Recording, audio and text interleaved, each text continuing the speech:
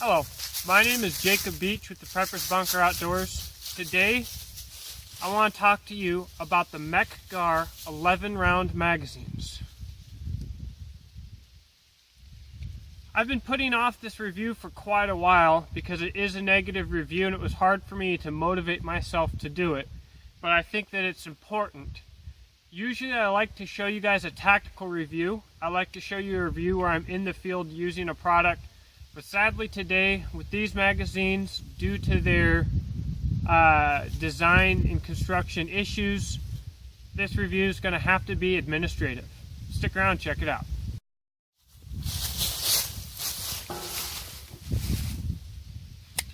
I purchased these magazines before going to my class at Tactical Response.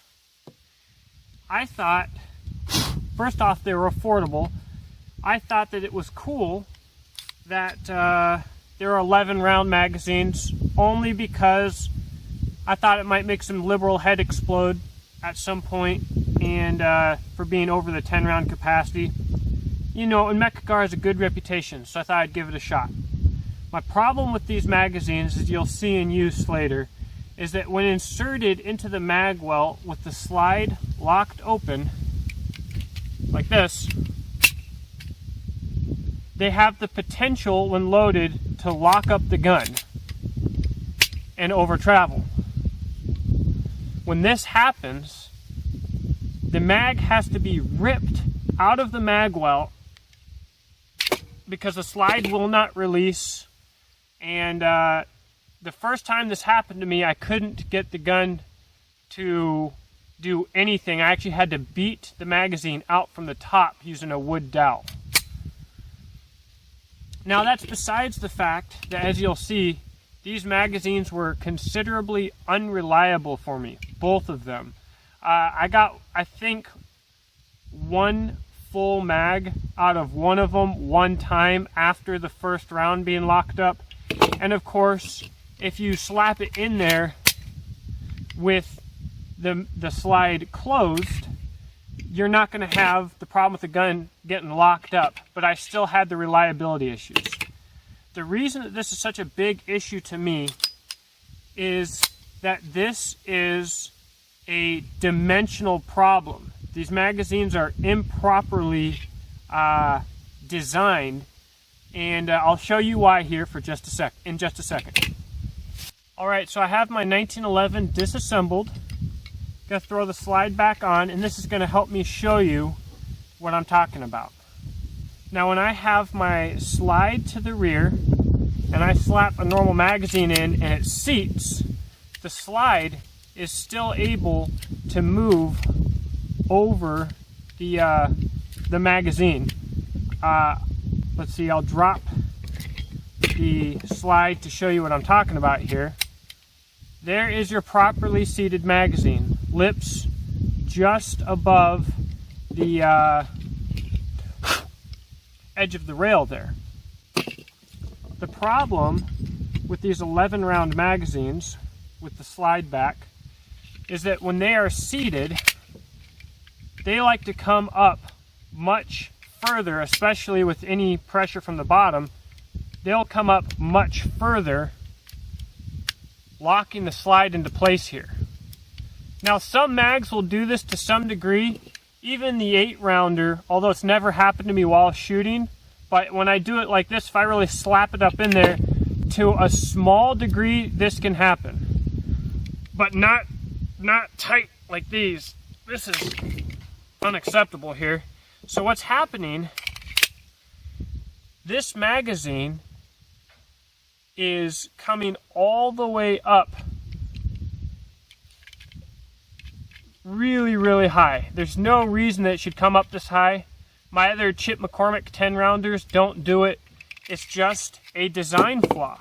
When I slap this sucker in, like I said, you'll see I can push it to where it goes up here, but not nearly so high as the 11-rounder.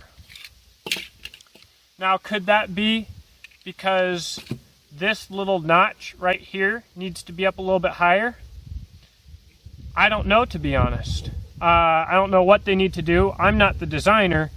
What I do know is that these mags do not work reliably, and they have a high potential in actual use to lock the gun up.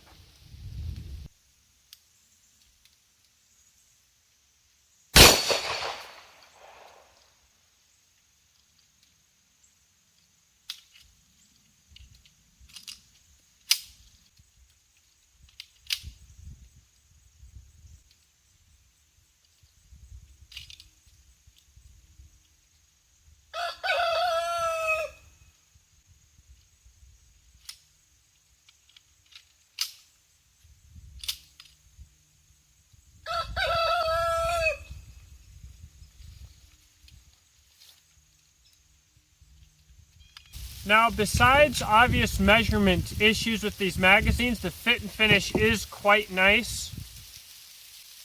Nice finish there. I like their follower design. You see it's got a nice skirt there, anti-tilt, and a lot of other companies could really learn from that. That is very, very nice.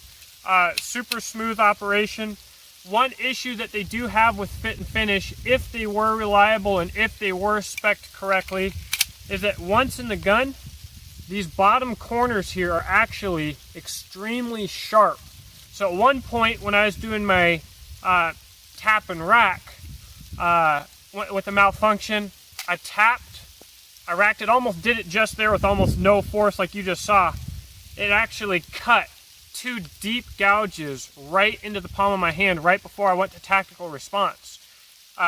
Like I believe I mentioned, I purchased these magazines to take to tactical response because they were pretty affordable, which I thought was because they were made in Italy and from a reputable company. But I had to test them before taking them to class, obviously, and I'm very glad that I did. Man, they tore my hand up. This isn't just like a normal complaint. If I were to keep these, I might file those edges down or do something with that. But those aren't just like the normal mag bases that you'll see on little 7-rounders and stuff. That sucker is sharp, sharp.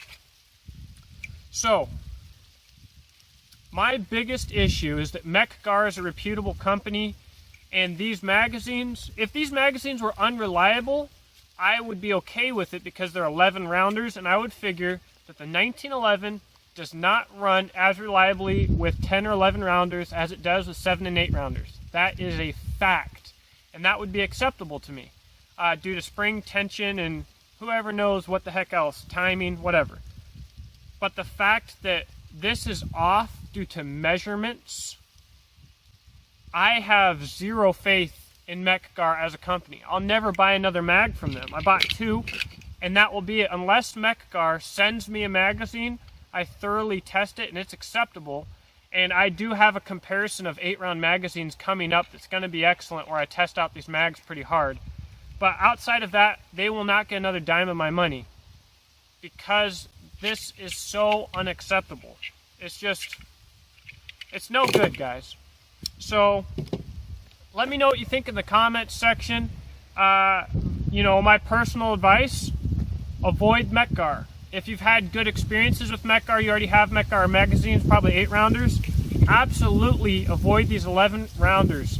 And Mec Gar, if you watch this, if you can redesign these mags, I would be glad to test them, because right now, this is poo-poo.